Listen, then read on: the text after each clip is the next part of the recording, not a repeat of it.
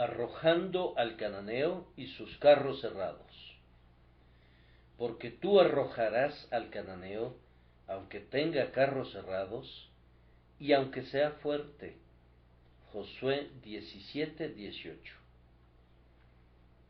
Cuando los hijos de Israel llegaron a Canaán y entraron en la tierra que fluía leche y miel bajo la protección especial de Dios, no gozaron de un reposo inmediato, pues los cananeos estaban allí, en posesión de la tierra, habitando en ciudades fortificadas que parecían amuralladas hasta el cielo, y ellos tenían que arrojar a estos cananeos antes de poder poseer el país.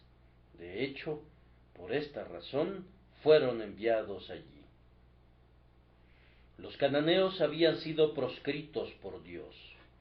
Eran culpables de tan horribles ofensas que Él había decretado la destrucción de su raza.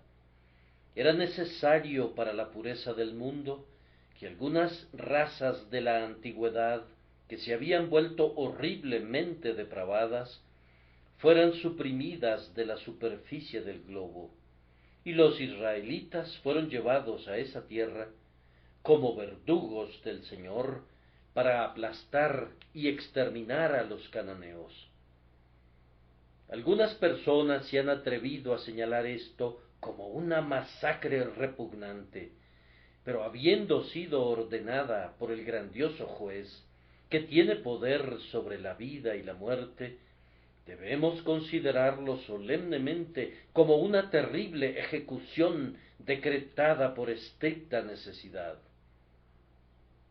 Podemos estar sumamente seguros de que quien comisionó a sus oficiales para que consumaran el exterminio tenía la razón más apremiante para que emplearan sus espadas. Dios sabía más que nadie qué era lo necesario para la moralidad del mundo, y llegó a la conclusión de que la iniquidad de los amorreos había rebasado sus límites y ya no debían ser soportados por más tiempo. Los israelitas no podían entrar a su herencia sin primero arrojar a las razas aborígenes, pues se habían convertido en adversarias de Dios y del hombre. Verán entonces, queridos amigos, que Canaán es difícilmente un tipo perfecto del cielo. Puede usarse como tipo en cierto sentido modificado, pero es un emblema mucho más claro de ese estado y condición del alma en los que se encuentra el hombre cuando se ha convertido en un creyente y por fe ha entrado al reposo, mas no a una liberación absolutamente perfecta del pecado. Ha venido a tomar posesión de la herencia del pacto, pero descubre que el cananeo del pecado y del mal todavía se encuentra en la tierra, tanto en la forma del pecado original en su interior, como en forma de tentación proveniente del exterior. Antes de poder gozar plenamente de sus privilegios, debe arrojar sus pecados. Es absolutamente necesario, para que pueda experimentar de lleno las bendiciones del pacto de la gracia, que deba contender con las iniquidades y los males que están dentro de él y en su derredor. Debe arrojar a las diversas tribus de enemigos que, por largo tiempo, han morado en la tierra de su naturaleza. Sin duda, muchos jóvenes cristianos piensan que cuando han sido convertidos, la contienda armada llega a su término. No, la batalla apenas ha comenzado. No han obtenido la victoria, apenas se encuentran en el punto de partida. Han entrado en la tierra en la que tendrán que pelear y luchar y orar y orar hasta obtener el triunfo. Esa victoria será suya, pero tendrán que experimentar agonías para alcanzarla. Quien los ha traído a esta condición, no les fallará ni los abandonará, pero al mismo tiempo sólo serán capaces de ganar su herencia mediante recios combates y decididas pugnas. No se engañen con la idea de que podrán sentarse con tranquilidad, pues al verdadero heredero del cielo le sucede precisamente lo contrario. Me estoy dirigiendo a muchas personas que entienden el significado del combate espiritual, y escasamente necesito recordarles que son llamados a ser soldados en armas, y no ejércitos en posición de descanso. Hablo también a otras personas que todavía no entienden mucho acerca de la guerra, pero la vivirán muy pronto, pues la espada de los creyentes jamás descansa envainada por largo tiempo.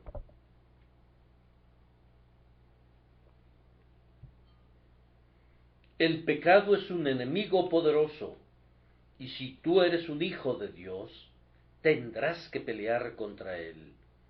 Si tú eres un heredero de la verdadera tierra de Canaán, has nacido primero a una herencia de guerra y luego a la vasta herencia de paz inquebrantable y eterna. La tierra del triunfo está en lo alto, no hay campos de batalla allá. Señor, quisiera conquistar hasta que muera y terminar toda esa guerra gloriosa. Nuestro texto es una arenga a las tribus de Manasés y de Efraín. Josué les dijo: tú eres gran pueblo y tienes grande poder. No tendrás una sola parte. Pero les dijo que aunque les daba 2 porciones, tendrían que arrojar a quienes entonces poseían la tierra. Tú arrojarás al cananeo, aunque tenga carros cerrados y aunque sea fuerte. Que el Espíritu Santo nos aliente para los combates de nuestra vida por medio de las meditaciones de esta hora. Nuestra primera reflexión será: debemos arrojarlos. Es un mandamiento de Dios: arrojarás al cananeo. Cada pecado tiene que ser eliminado sin piedad. Ni un solo pecado debe ser tolerado. Debemos cortarles las cabezas. Hundan la espada en sus corazones. Todos deben morir. No puede ser perdonado ni uno solo de ellos. Toda esa raza tiene que ser exterminada y enterrada a tal profundidad que no se pueda encontrar ni un solo hueso. Aquí tenemos una tarea digna de todo el valor de la fe y el poder del amor. Todos deben ser arrojados, pues cada pecado es nuestro enemigo. Espero que no tengamos enemigos en este mundo entre nuestros prójimos. Se requieren 2 personas para tener una riña, y si no queremos reñir, no habrá contienda. No debemos ofender ni ser ofendidos, sino que, de ser posible, en la medida que nos corresponda, debemos vivir pacíficamente con todos los hombres. Confío que hayamos perdonado a todos los que nos han perjudicado alguna vez, y que anhelemos ser perdonados por todos aquellos a quienes hemos dañado. Pero cada pecado, cada maldad, del tipo que sea, son nuestros verdaderos enemigos contra los que debemos luchar hasta el último extremo. No pueden decirle a algún pecado: tienes permiso de morar en mi corazón y ser mi amigo. No puede ser tu amigo. El mal es nuestro enemigo natural e inevitable, y debemos tratarlo como tal. La simiente de la mujer no encontrará nunca a un amigo en la simiente de la serpiente, como tampoco Eva encontró un amigo en la serpiente que le engañó. Cualquier pretensión de amistad con la iniquidad es perjudicial. Si eres amigo del pecado, no eres amigo de Dios. Todos los tipos de pecados son nuestros enemigos y debemos odiarlos con toda el alma. Si puedes decir de cualquier pecado, yo no lo odio, entonces debes cuestionarte muy seriamente si has nacido de nuevo jamás. Una de las señales de un hijo de Dios es que, aunque peca, no ama al pecado. Puede caer en pecado, pero él es como una oveja que, si tropieza en el lodo, rápidamente se levanta, pues odia el fango. La puerca se revuelca donde la oveja está angustiada. Ahora, nosotros no somos el cerdo que ama el lodazal, aunque somos como ovejas que a veces resbalan por sus patas. Pluguiera a Dios que nunca resbaláramos. ¡Qué miseria tan grande es el pecado para nosotros! La impiedad es el peor de los males para el hombre piadoso. Que el Señor nos mande todas las aflicciones que quiera, pero si Él impide que caigamos en pecado, la mayor de nuestras penas se habrá alejado. Cada pecado nos odia, y nosotros odiamos a cada pecado. No hay pecado, queridos amigos, que pueda beneficiarles de alguna manera, sino que los dañará seriamente y los estorbará. El pecado es ese viento pernicioso que no sopla ningún bien para nadie. No hay ninguna belleza en el pecado, no hay ningún consuelo en el pecado, no hay ninguna fuerza en el pecado, no hay absolutamente nada bueno en el pecado. Desde su coronilla hasta la planta del pie está lleno de magulladuras y de llagas putrefactas. No hay nada que podamos decir a favor suyo. Y estoy seguro que ningún heredero del cielo apoyaría su causa o argumentaría en pro de él.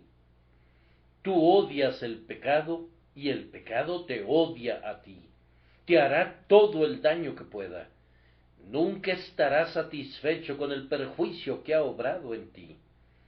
Tratará de conducirte más adentro y más adentro del peligro y terminará por arrastrarte al infierno. El pecado quiere destruirte por completo, si pudiera, y ciertamente podría y lo haría, si la gracia de Dios no lo previniera. Proclama entonces una guerra sin cuartel contra todo pecado. Proclama guerra a muerte contra el pecado. Los cananeos combaten contra ti, cuídate tú también de luchar en su contra. Levanta el estandarte teñido con sangre. Saca tu espada y no la envaines de nuevo. Mientras el pecado permanezca en nuestros corazones, o en nuestras vidas, o en el mundo, debe ser combatido hasta su muerte.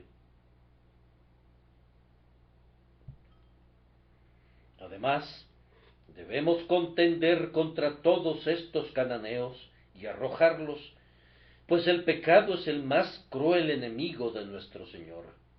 Jesús aborrece todo el mal, y el mal en toda forma lo persiguió. Él cargó en su propio cuerpo con todo tipo de pecados sobre el madero, de nuestros pecados, y todos ellos fueron puestos sobre él.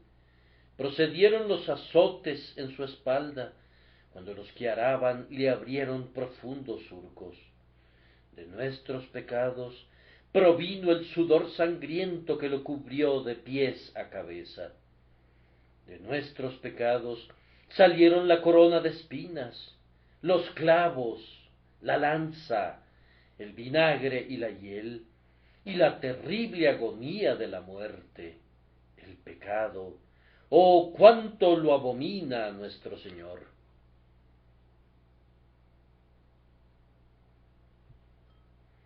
Al quitar nuestro pecado, Él bebió de esa copa de la que, por un instante, comenzó a pedir: si es posible, pase de mí esta copa. El que no conoció pecado, por nosotros lo hizo pecado, para que nosotros fuésemos hechos justicia de Dios en él. Y fue esto lo que le produjo tal agonía.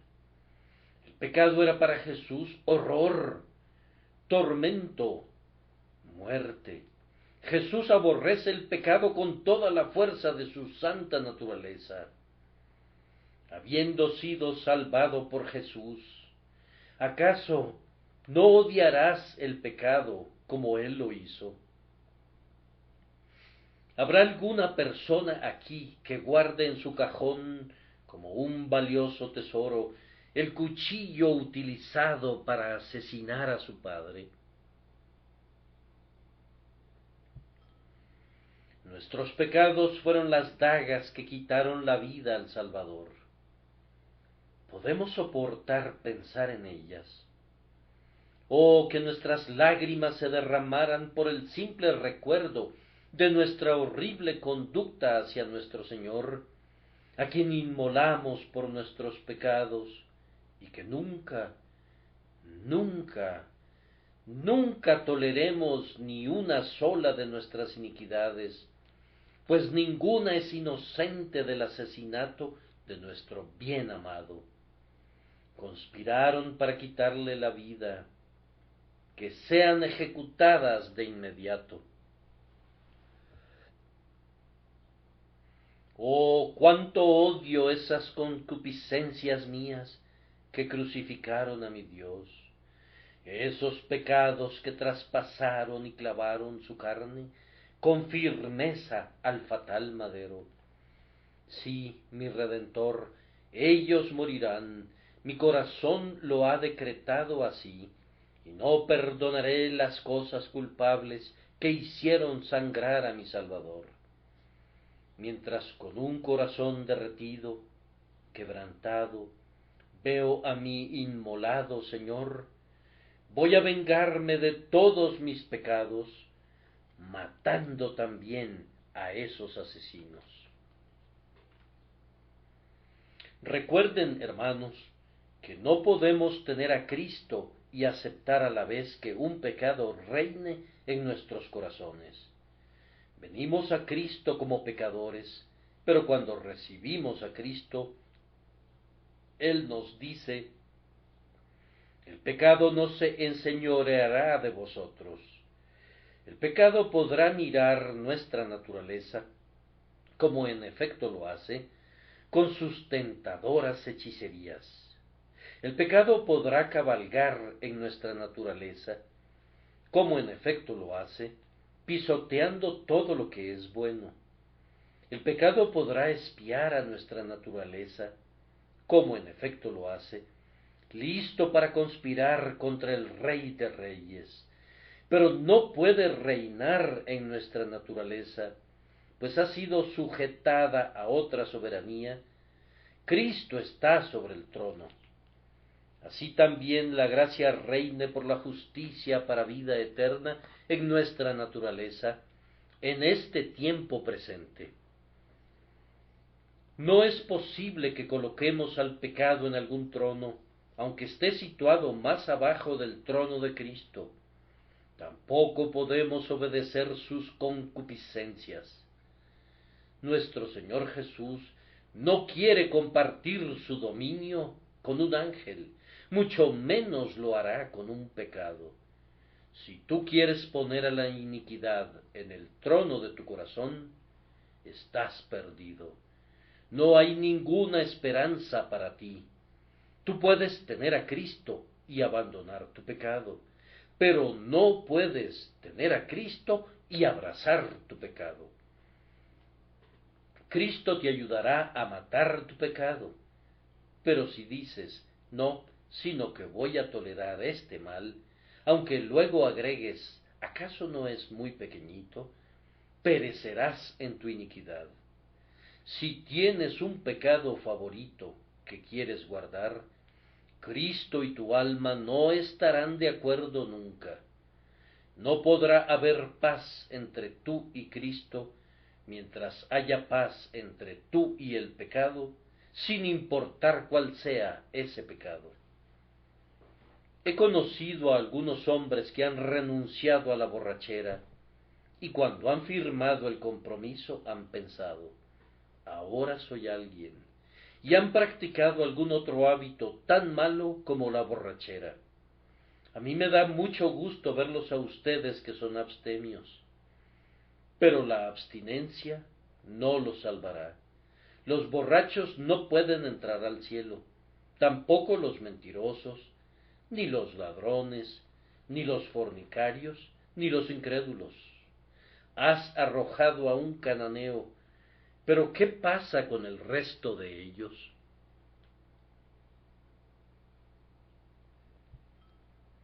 Un hombre dice, no puedo soportar el despilfarro. El gasto extravagante de ese joven libertino es abominable. Eso es correcto, pero ¿acaso la avaricia no es también abominable? Yo no creo que vayas a gastar jamás demasiado dinero, pues eres un viejo y vil tacaño. Nunca serías tentado para que malgastes tu dinero, porque lo amas demasiado. La extravagancia no es lo tuyo, pero ciertamente puedes llegar a la ruina por la vía de la ambición y de la codicia, así como por el camino de la prodigalidad.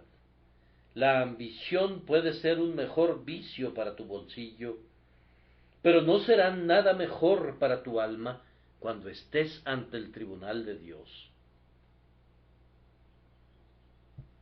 Un hombre aborrece la hipocresía, pero él mismo es cruel, duro y no perdona. Otro hombre no dice maldiciones jamás, pero miente con la velocidad de un caballo al galope. He conocido a un hombre que odia las mentiras y sin embargo se ha entregado a la lujuria. He conocido a otro hombre que ha sido perfectamente puro en cuanto al pecado de la carne, pero es tan orgulloso como el propio Lucifer, y el orgullo destruirá al hombre lo mismo que cualquier otra forma de pecado. El hecho es que todo el nido de pájaros inmundos debe ser arrojado al suelo. Todos los huevos del basilisco deben ser aplastados. Debemos orar. El ídolo más querido que he conocido, independientemente de cuál sea, ayúdame a derribarlo de su trono para adorarte únicamente a ti.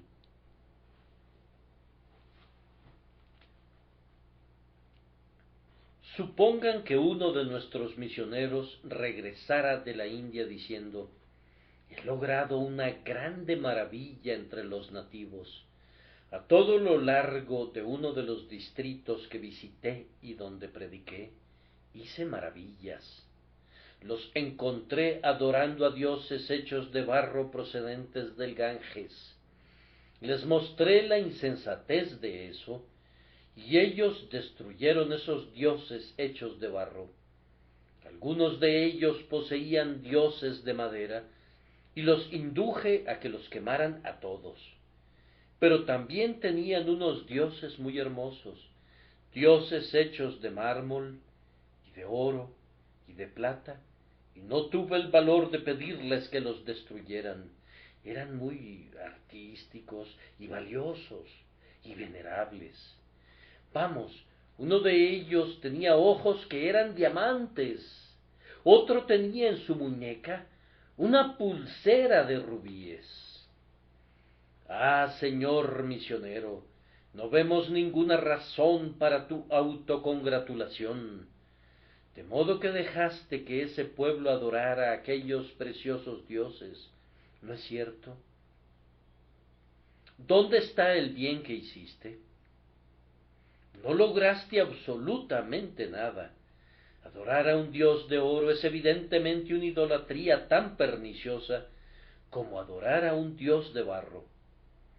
Ahora, si nosotros venimos a ustedes y tratamos de igual manera con el vicio, y mejoramos la educación y la conducta de las masas para elevar el nivel del pueblo, ¿qué habríamos conseguido si nos quedáramos allí?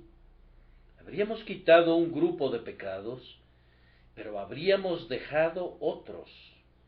Destruimos los dioses de barro, pero si dejáramos los dioses de oro y de plata, ¿qué bien habríamos promovido como a los ojos de Dios?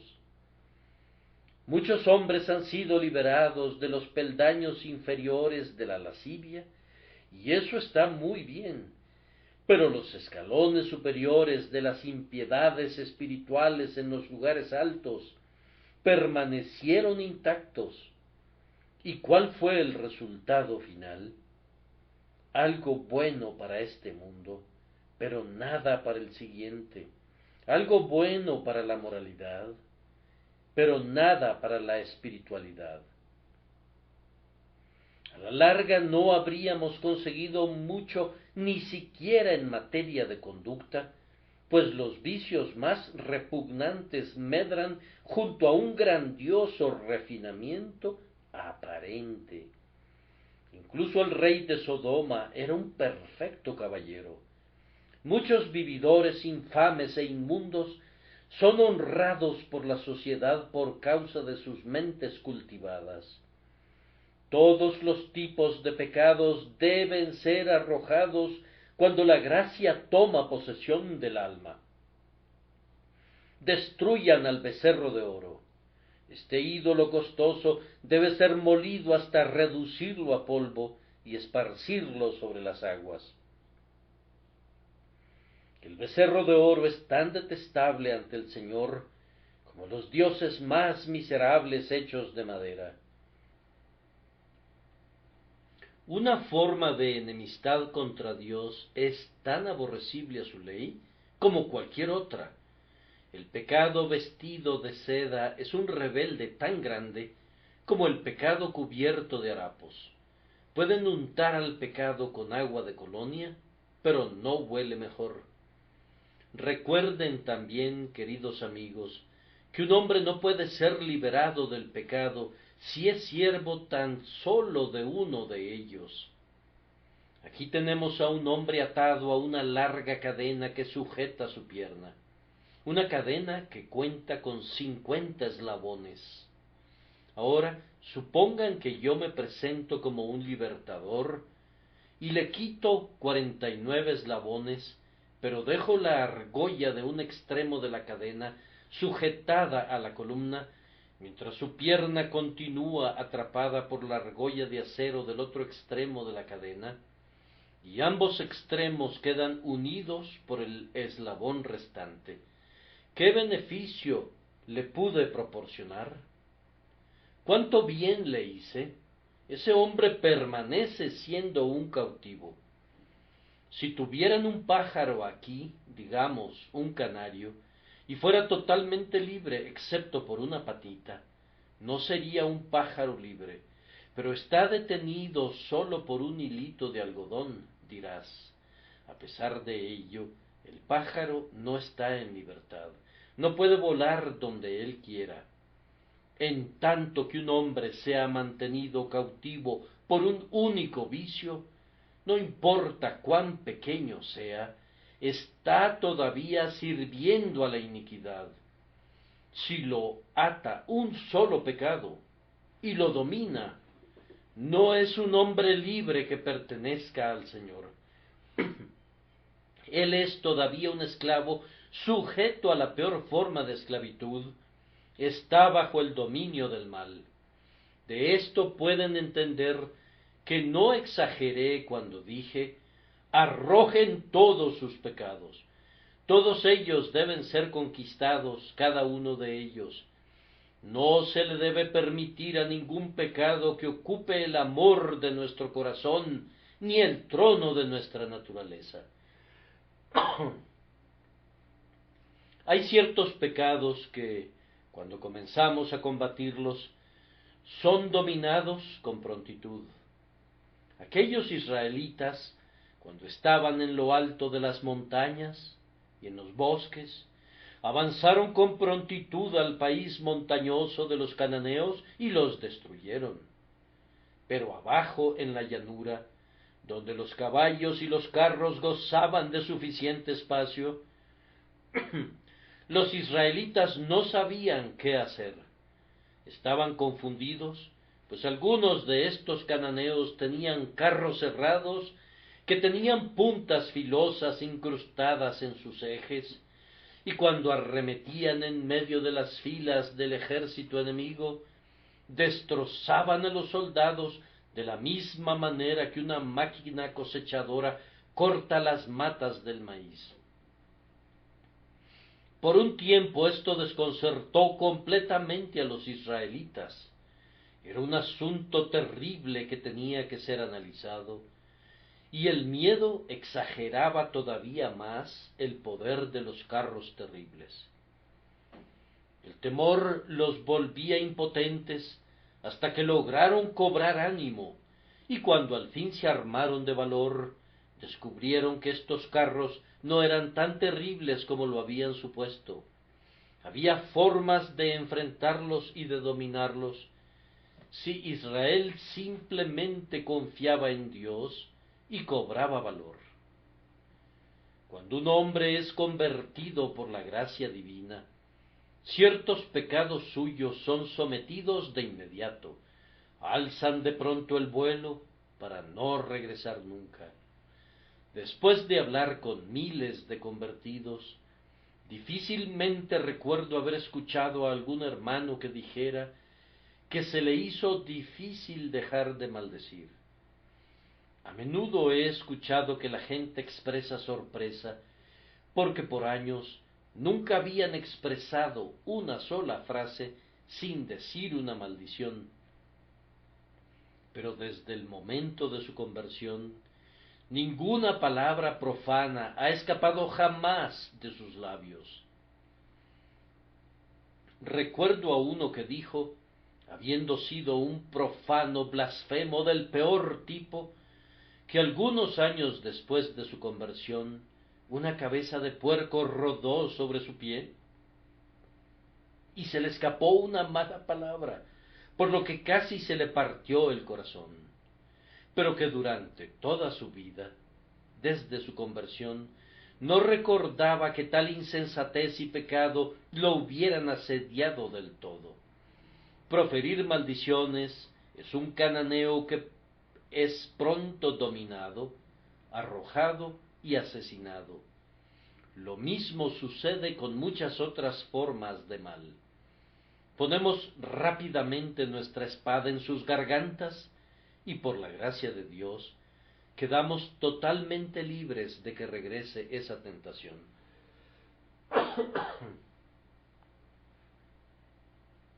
Tales pecados, aunque una vez fueron poderosos, quedan muertos en el campo de batalla. Gloria sea dada a Dios. La cabeza de Goliat rueda por tierra. Sísara tiene una estaca metida por su sien. Eglón es apuñalado en el corazón.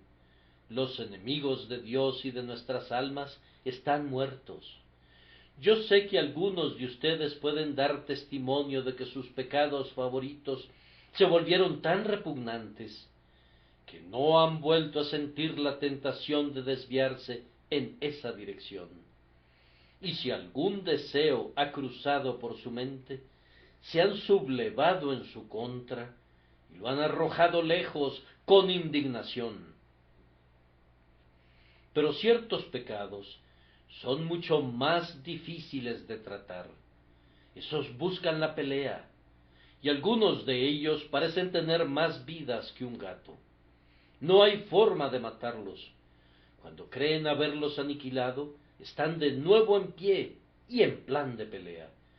Puede decirse que poseen carros cerrados.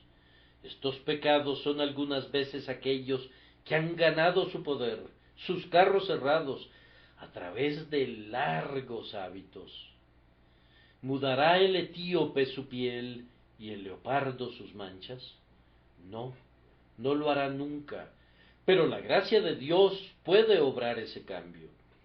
La gracia de Dios ha quitado todas las manchas a muchos leopardos y todo lo negro a multitudes de etíopes. Pero, ocasionalmente, los viejos hábitos profundamente arraigados se levantan de nuevo de sus tumbas en una horripilante resurrección. ¿Acaso no se han dado cuenta de que les viene a la memoria una estrofa de una vieja canción cuando han estado en oración? Si han estado muy cerca de Dios, no se han sobresaltado inesperadamente por el recuerdo de una cosa asquerosa en la que alguna vez se hundieron. Es terrible el poder del hábito que ha sostenido su influencia por largo tiempo. No es fácil desenraizar al roble que ha crecido por muchos años. Estos hábitos construyeron carros cerrados, a los que se suben los pecados, y se convierten en terribles enemigos de nuestros santos deseos y fervientes resoluciones. Algunos pecados consiguen sus carros cerrados por ser connaturales con nuestra constitución. Ciertos hermanos y hermanas son tristemente de temperamento irascible, y en tanto que vivan, tendrán que mantenerse en guardia contra los súbitos estallidos de ira y de hablar con labios imprudentes.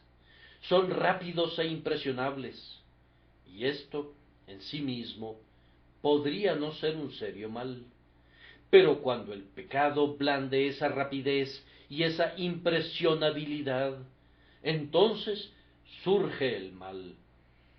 ¿Cuántos sinceros hijos de Dios han tenido que ir por años gimiendo como si tuvieran sus huesos rotos por causa de esa ligereza proveniente de un carácter irascible?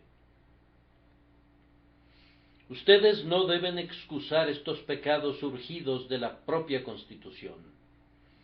Les suplico que se graben lo que digo en relación a este tema, pues muchos llegan a la ruina por suponer que sus faltas constitucionales difícilmente son faltas, sino que son accidentes inevitables. No deben decir acerca de ningún pecado, no puedo evitarlo. Tienen que evitarlo. No deben decir, oh, pero eso es natural para mí. Yo sé que es natural. Esa es precisamente la razón por la que debes estar doblemente en guardia contra él. Todo lo que venga de la naturaleza, sí, y de la naturaleza caída en su mejor expresión, tiene que ser puesto a los pies de Cristo para que la gracia pueda reinar sobre toda forma de mal. Con frecuencia el carro errado aumenta su fuerza porque un cierto pecado llega desplomándose sobre ustedes de manera súbita y los toma desprevenidos. Si un hombre advirtiera una tentación, podría ser capaz de superarla, pero las tentaciones no nos dan un previo aviso. ¿Acaso podemos esperar que lo hagan? El marinero no espera ser advertido de cada ráfaga de viento que sopla sobre él. El soldado en la batalla no cuenta con recibir una advertencia de cada bala que venga dirigida contra él. ¿Por qué artificio podríamos mantenernos conscientes de cada avance del maligno? La propia esencia de la tentación yace a menudo en su carácter súbito. Somos alzados y sacudidos si no estamos siempre en alerta. Sin embargo, no debemos decir por esto, no puedo evitarlo, pues tenemos que estar más en guardia y acercarnos cada vez más a Dios en oración. Estamos obligados a enfrentarnos tanto a la súbita tentación como a los ataques más lentos. Debemos mirar al Señor para ser preservados de la flecha que vuela de día y de la pestilencia que camina en la oscuridad. Debemos clamar a Dios pidiendo gracia para que, sin importar cómo vengan las ráfagas de la tentación, ni cuándo vengan, siempre seamos encontrados en Cristo, descansando en Él, cubiertos por su divino poder. Queridos amigos, algunas veces estos pecados adquieren poder del hecho que, si no nos sometemos a ellos, podemos incurrir en el ridículo por su causa. Muchos creyentes verdaderos que soportarían ser quemados en la hoguera no podrían resistir que se rían de ellos. Muchas personas son notablemente sensibles a la burla o al sarcasmo. Esa gente podría soportar ser flagelada, mas no ridiculizada. Así que los poderes de las tinieblas asedian con escarnios y burlas y mofas y desprecios. Estos son los carros cerrados para ellos. No dudo que nuestros amigos soldados, que van a ser bautizados esta noche, experimentarán tiempos duros en este sentido. Pido a Dios que los fortalezca en las barracas y que los haga semejantes a hombres protegidos por un blindaje que no pueda ser traspasado ni por espada ni por flecha. Yo no querría, si pudiera, evitar que cualquiera de ustedes fuera perseguido a su medida. ¿Acaso no deben pelear los soldados? Yo detendría la persecución por causa del perseguidor, pero por causa de ustedes, que tienen que soportarla, no levantaría ni un solo dedo para evitarlo, porque la prueba es una educación que tiene un valor supremo. Nunca veremos campeones si no hay un combate. Hermanos, algunos de nosotros hemos vivido en guerra durante tanto tiempo que tendríamos un poco de miedo si estuviéramos libres de asedio por un rato. Nos han ofendido con todo tipo de denuestos, y si quedaran otras formas de abuso que todavía no han sido usadas, esperaríamos que esa inmundicia fuera derramada sobre nuestras cabezas. Sin embargo, nuestros detractores y denostadores no nos han quebrado un solo hueso, no han herido nuestra fe, ni han marchitado nuestra esperanza, ni han enfriado nuestro amor, ni han detenido nuestra comunión con Dios. Ciertamente nos hemos fortalecido para soportar el fuego y el yunque y el martillo con los que nuestros enemigos se han distinguido en su obra contra nosotros. Más unión con Dios, más confianza en Él y más gozo en Él acompañan a menudo al Hijo de Dios cuando está bajo el más intenso fuego. Sin embargo, la prueba de escarnios crueles hace que el pecado parezca tener carros errados.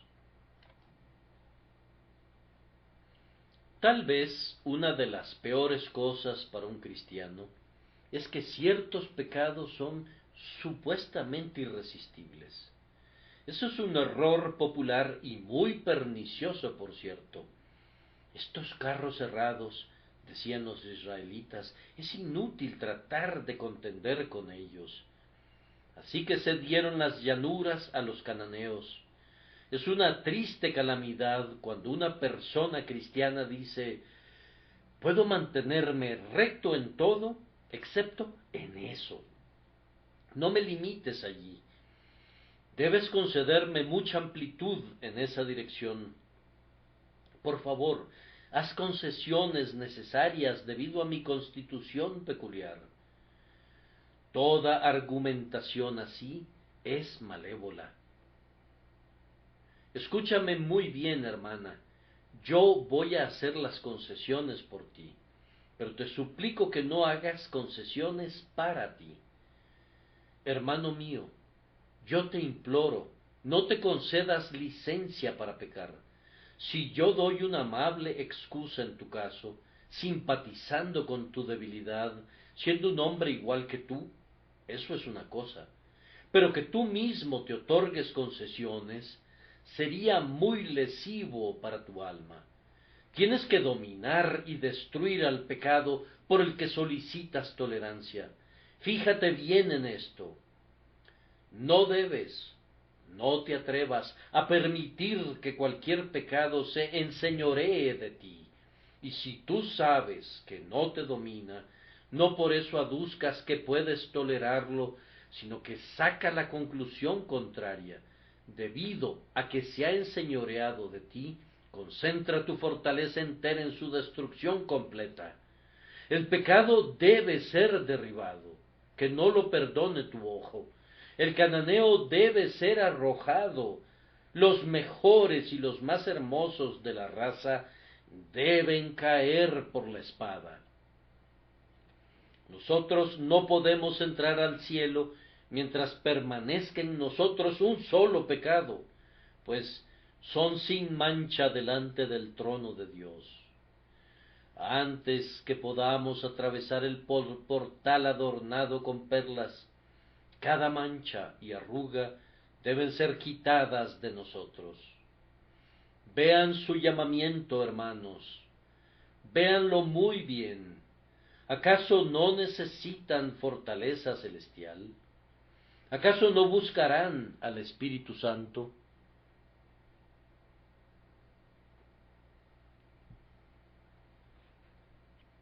Ahora voy a referirme al segundo encabezado. Ya he dicho que debemos arrojarlos. El segundo encabezado es que ellos pueden ser arrojados. No estoy diciendo que nosotros podemos arrojarlos, sino que afirmo que pueden ser arrojados.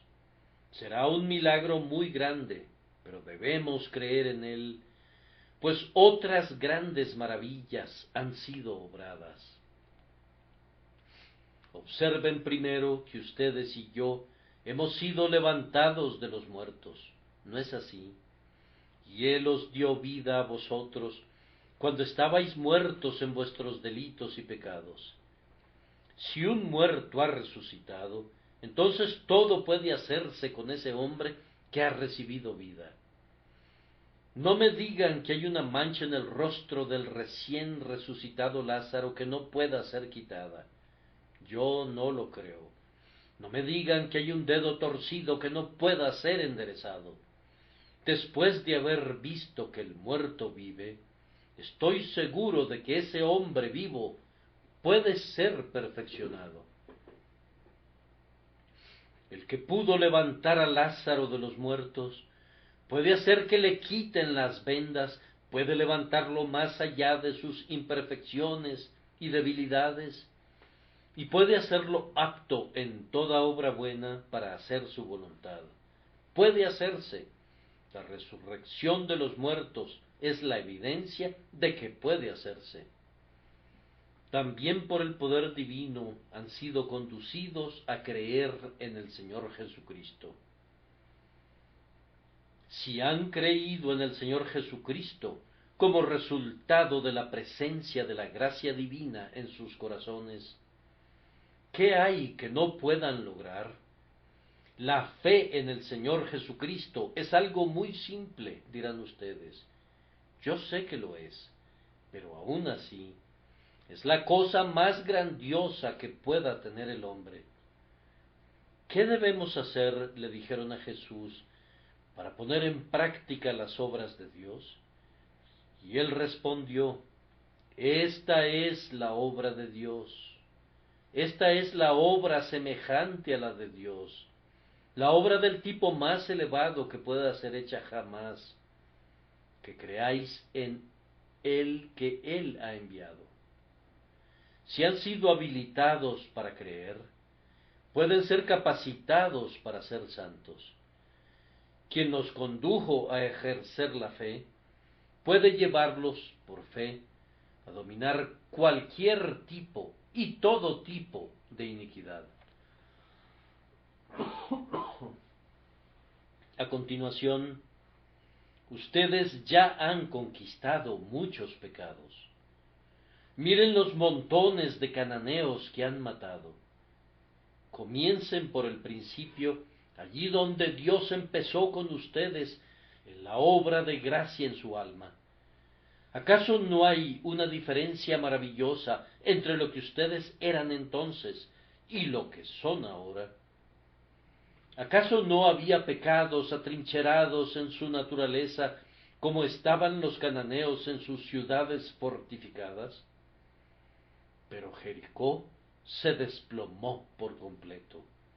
Huestes y huestes de incredulidades y de iniquidades moraban dentro de su vida diaria, pero las han echado.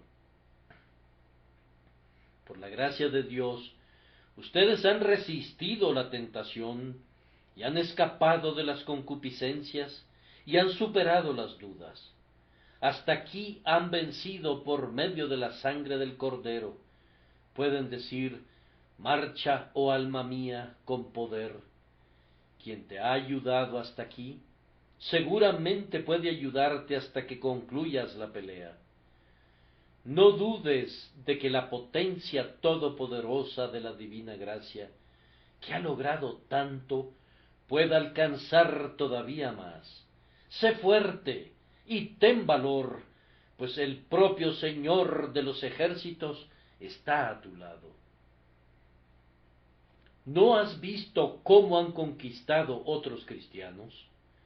Oh, deja que tu memoria te recuerde ahora a todos los hermanos y hermanas en quienes viste grandes debilidades y pecados al comienzo de su carrera espiritual.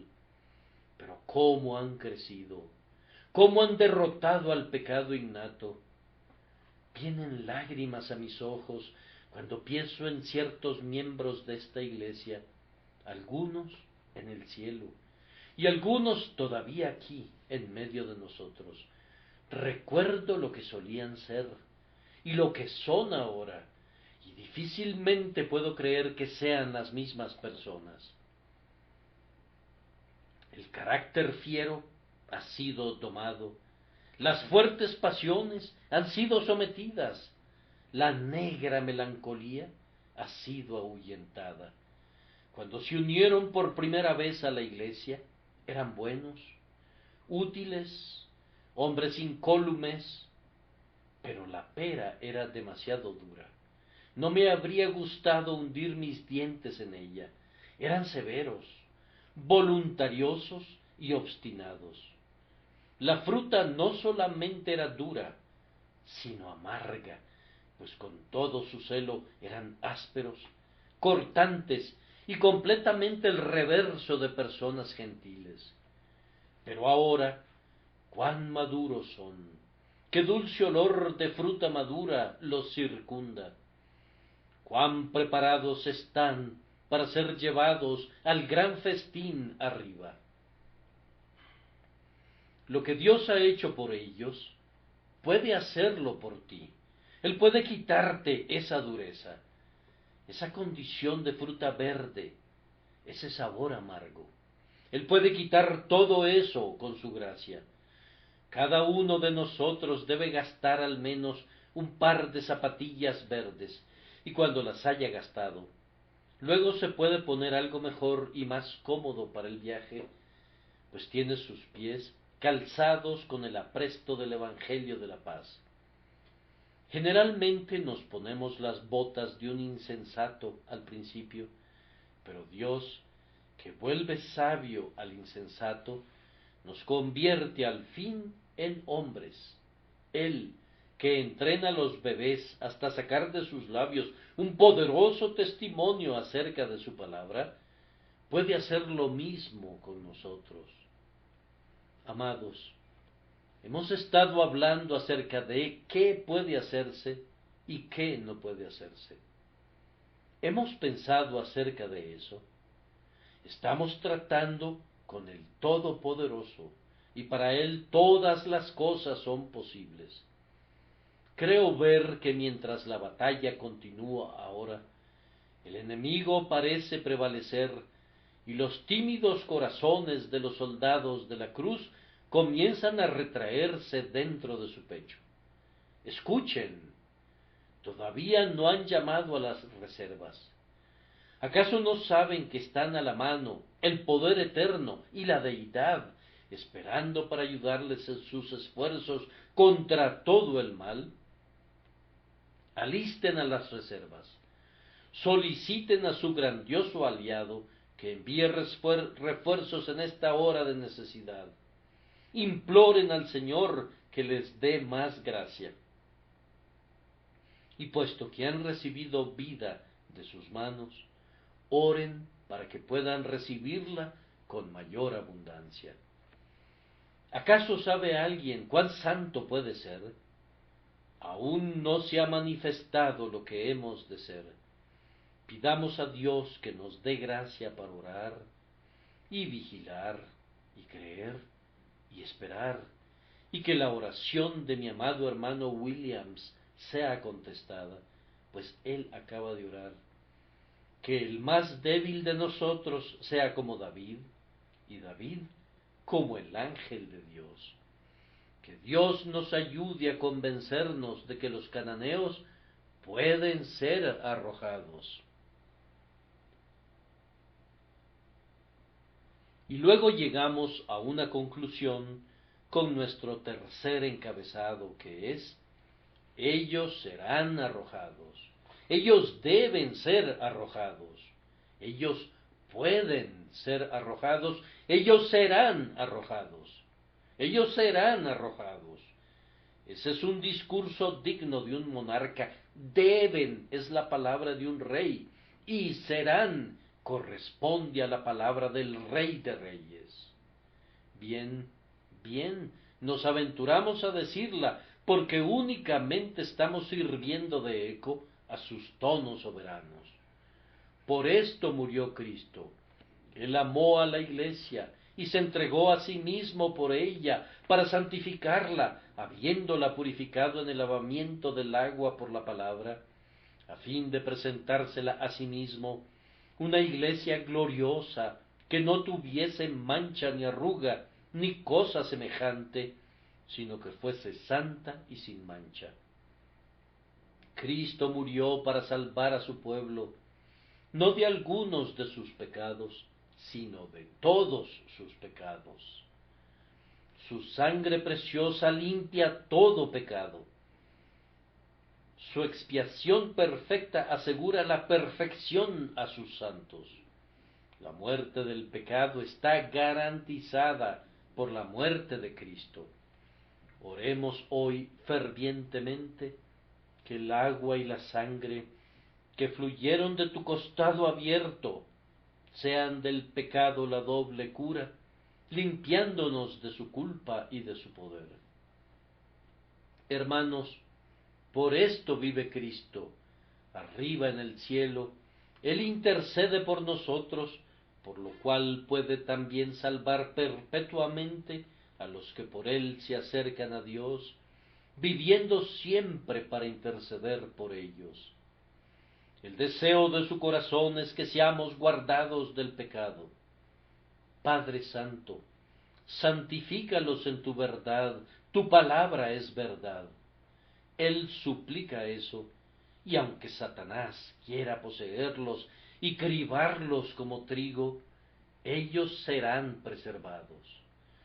Cristo en el cielo es el modelo de lo que nosotros seremos, y no dejará de formarnos según su propio modelo. Un día seremos perfectamente conformados a su imagen, y entonces estaremos con Él en la gloria.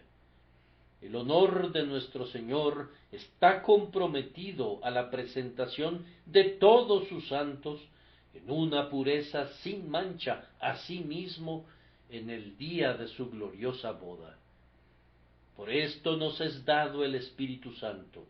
Él no nos es dado para que simplemente venga a nuestros corazones y nos consuele en nuestros pecados, sino para liberarnos de todo mal y para consolarnos en Cristo Jesús. Él da vida, dirige, ayuda, ilumina, hace miles de cosas, pero principalmente Él nos santifica. Él viene al corazón para arrojar a cualquier otro poder que busque tener allí su dominio. Por el Espíritu vivo de Dios que mora en ustedes, como Dios en su templo, yo quiero exhortarlos a que clamen a Él, para que cada Dagón pueda ser derribado, cada altar de Baal sea destruido, cada becerro de oro sea molido y reducido a polvo. Oh hermanos y hermanas, de ahora en adelante nunca autoricemos un pase a ningún pecado para que venga y entre en nuestros corazones. No otorgaremos una licencia a ningún pecado. No tendremos ningún espacio donde el mal pueda hospedarse. No tendremos ninguna cama disponible para la iniquidad, ni le asignaremos una habitación, ni siquiera en el granero o en una dependencia accesoria. No digamos indolentemente, no puedo superar ese hábito pecaminoso. Claro que puedes vencerlo, debes vencerlo. No digas, voy a pintar la raya allí. Realmente debo tolerar esa falta en particular. No la toleres, te arruinará. ¿Cómo te atreves a decir, debo beberme ese veneno? No lo toques.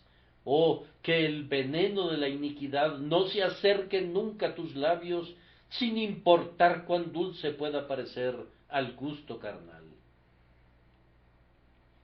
Este es el preciso objetivo del Evangelio que les predicamos, y habremos predicado en vano, a menos que ustedes estén esforzándose contra el pecado. El nuestro es un Evangelio santo, y si no los hace santos, no habrá hecho nada por ustedes. Este, en especial, es el significado de la ordenanza del bautismo, para la cual la pila está abierta ante ustedes. Uno de los significados del bautismo del creyente es que a partir de ahora ustedes son sepultados con Cristo, muertos a sus viejos pecados y resucitados con Cristo para que anden en vida nueva. ¡Qué farsa sería si ustedes vivieran todavía en pecado! Yo daría gracias a Dios por no bautizar a ninguno de ustedes, si los viera vivos para el pecado, como solían ser. Si ustedes y yo somos impíos, apuñalamos a la religión en sus partes vitales y asesinamos nuestra profesión de fe. Si decidiéramos en nuestras mentes que toleraremos cualquier pecado dentro de nosotros, en esa misma medida negaríamos a Cristo el trabajo de su alma. Nada contrista más al Espíritu de Dios que la impiedad, y nada agrada más a Cristo que ver que sus discípulos caminan tras sus huellas. Yo quisiera poder ser capaz de hablar más instructivamente sobre un tema como este, pero me hablo a mí mismo y siento el efecto de la verdad conforme la expreso. Yo pido que pueda hablar a todos los aquí presentes con resultados prácticos. No dudo que me estoy dirigiendo a muchos queridos hermanos que están mucho más avanzados que yo, y a ellos les digo, prosigan, queridos hermanos, de fuerza en fuerza, y que el Señor les ayude a hollar a todos los poderes de las tinieblas y salir airosos muy pronto. Pero también les hablo a otros que van más retrasados que yo, y lamento que así sea, pues yo estoy muy lejos de haber llegado, aunque prosigo a la meta con todo mi corazón. Si ustedes son hijos vivientes del Dios viviente, aférrense a aquella promesa. Poco a poco los echaré de delante de ti. Si no pueden conquistar a todos los heveos y jebuseos hoy, al menos derriben a uno y luego a otro, que la poderosa gracia de Dios, sin la cual no pueden hacer nada, les ayude a mantener la espada fuera de la vaina, apuntando al centro del corazón del pecado con la mayor fuerza que posean, hasta que el último pecado caiga muerto a los pies de Cristo, y ustedes sean perfectamente felices, porque Él los ha vuelto perfectamente santos. ¿No hay miedo de permanecer todavía sobre esta tierra mancillada por el pecado? Si han alcanzado una vez el punto de perfección. Este es un pobre mundo para las personas completamente santificadas. Dios no deja a su grano maduro en los cultivos por mucho tiempo. Se lleva las gavillas a casa, a su granero, cuando ya están listas. Nosotros pronto estaremos con Él donde Él está, cuando seamos hechos semejantes a Él. El Señor nos conceda esto por medio de Jesús. Amén.